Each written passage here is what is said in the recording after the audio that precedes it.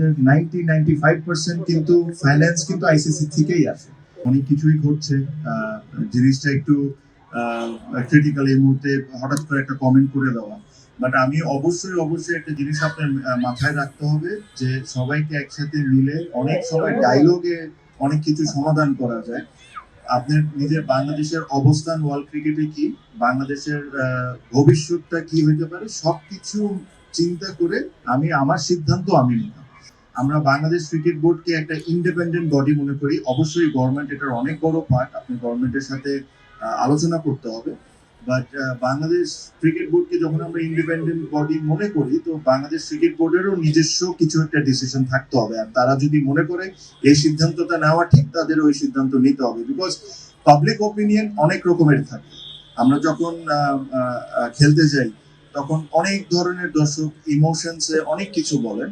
But সবকিছু যদি আমরা ওইভাবে করে চিন্তা করি, তাহলে আপনি এত বড় অর্গানাইজেশন চালাতে পারবেন না। বিকজ আপনার আজকের ডিসিশন কিন্তু আগামী 10 বছর পর কি এফেক্ট করবে, এগুলো সবকিছু চিন্তা করে যে জিনিসটা আমাদের বাংলাদেশের ক্রিকেটের জন্য ভালো, বাংলাদেশের প্লেয়ারদের জন্য ভালো, ওই ধরনেরই ডিসিশন নেওয়া উচিত, যেটা আমি ব্যক্তিগতভাবে ফিল করি। আমার কাছে যেটা মনে হয়, আর আমি হয়তোবা আমি ওই জায়গায় থাকলে কাজটা অবশ্যই করতাম, যেহেতু এটা একটা সেন্সিটিভ ইস্যু, এটা আমি পাবলিককে কমেন্ট করার আগে নিজেরা ডিসকাশন করে নিতাম। পাবলিকলি যখন আপনি একটা কমেন্ট করে ফেলেন, তখন ওটা সঠিক হবে না ভুল হবে, ওখান থেকে আপনি ফিরে আসাটা খুব ডিফিকাল্ট হয়ে যায়।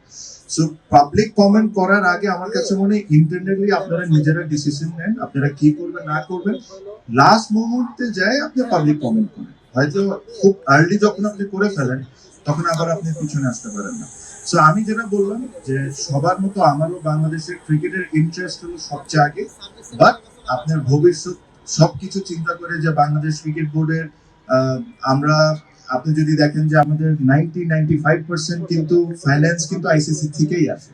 তো সবকিছু আপনি বিবেচনা করে যেটা বাংলাদেশ ক্রিকেটকে হেল্প হবে, আপনার এই সিদ্ধান্তটা নিতে হবে। বাট হঠাৎ করে এখানে থেকে একজন পাবলিকলি একটা কমেন্ট করে দিচ্ছে, ওখান থেকে আরেকজন পাবলিকলি কমেন্ট করে দিচ্ছে, এই জিনিসটা আননেসেসারি একটা সিচুয়েশনটাকে আরো বেশি খারাপ করে ফেলে।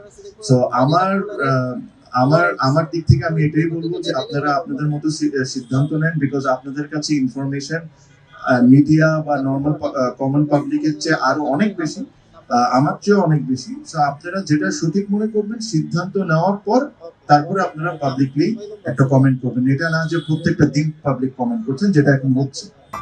আমেরিকান ASTM স্ট্যান্ডার্ডে তৈরি আধুনিক যুগের আধুনিক pipe, RFL easy pipe and fittings.